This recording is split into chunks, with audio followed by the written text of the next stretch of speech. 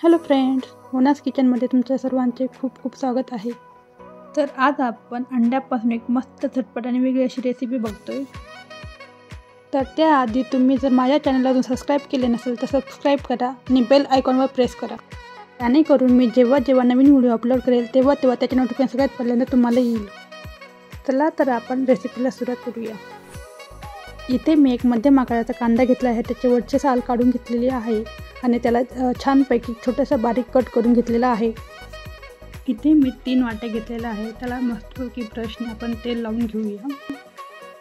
या तिन्ही वाट्यांना तेल लावल्यानंतर त्यामध्ये मी कोथिंबीरचे एक पान ठेवले, जेणेकरून आपली रेसिपी सुंदर दिसेल। त्यासाठी हे फक्त डेकोरेटिव्ह पर्पज आहे, तुम्हाला ठेवायचे असेल तर ठेवू शकता, नाही ठेवलं तरी चालते। तेल लावल्यानंतर तिन्ही वाट्यामध्ये एक अंडे फोडून टाकायचे आहे। तिन्ही अंड्यांमध्ये आपण लाल तिखट घालूया। तिखट तुमच्या प्रमाणात तुम्ही घालू शकता, तुम्हाला कितपत तिखट हवे त्यानुसार तुम्ही लाल तिखट घालू शकता। आता तिन्ही वाट्यांमध्ये चिमूटभर मीठ घालायचे आहे। आता तिन्ही अंड्यांमध्ये थोडासा आपण कांदा घालून घेऊया। कांदा घालून झाला की तिन्ही वाट्यामध्ये थोडेसे आपण मिरेपूड घालूया। आता आपण एका कढईमध्ये थोडेसे पाणी गरम करायला ठेवूया। इथे आपण ठेवलेले पाणी गरम झालेले आहे। आता त्यामध्ये आपण तिन्ही वाट्या ठेवून देऊया। वाट्या ठेवल्यानंतर यावर झाकण ठेवून घ्यायचे आहे। आता याला आपण मीडियम हीटवर एक 10 मिनिटं स्टीम करून घेऊया। 10 मिनिटं झालेली आहे।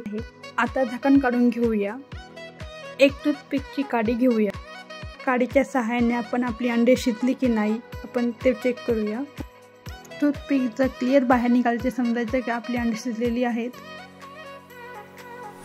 तर ही रेसिपी आपली तयार आहे। मस्त झटपट आणि टेस्टी रेसिपी तयार आहे।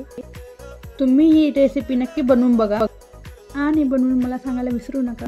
तुम्हाला जर आजचा हा व्हिडिओ आवडला असेल तर लाईक करायला विसरू नका आणि तुम्हाला कशी वाटली आजची रेसिपी मला नक्की कमेंट करून सांगा।